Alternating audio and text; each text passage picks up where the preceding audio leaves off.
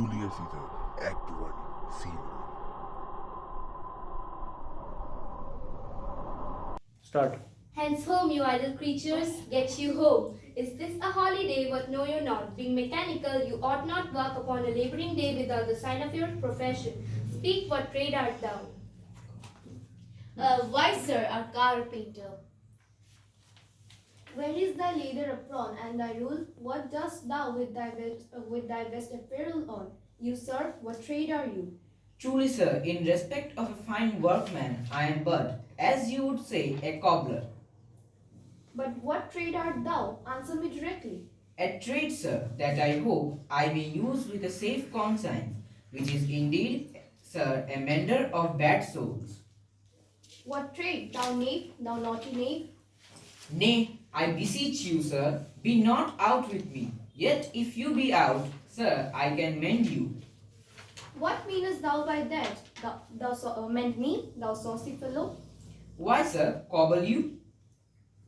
Thou art a cobbler, art thou?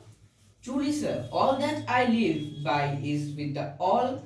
I meddle with no tradesman matters, nor woman's matters. But withal, I am indeed, sir, a surgeon to old shoes. When they are in great danger, I recover them, as proper men as ever trod upon neat's leather have gone upon my What brings handiwork. he home? What tributaries follows him to Rome, to grace in captive bonds his chariot wheels? You blocks, you stones, you worse than senseless things.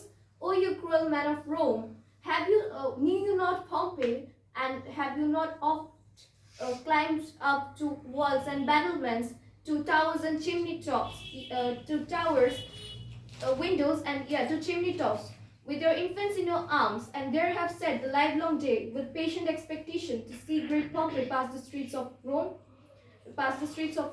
And when you saw his chariot but appear, have you not made an universal shout that the Tiber trembled underneath her banks?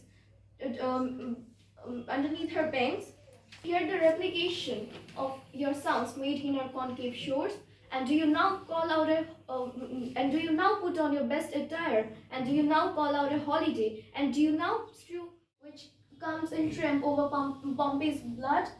Be gone, run to your houses, fall upon your knees, pray to the god to intermit the plague that needs must light on this ingratitude.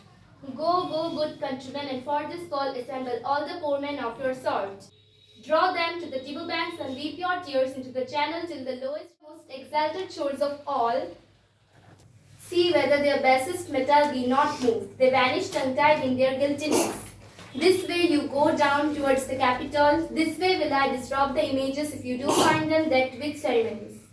May we do so, you know, it is a feast of Lupercal. It is no matter, let no images be hung with Caesar's trophies. I will about and drive away the vulgar from the streets, so do you too where you perceive them thick. These growing feathers plucked from Caesar's wing will make him fly in ordinary pitch. Who else would soar above the view of man and keep us all in servile fearfulness?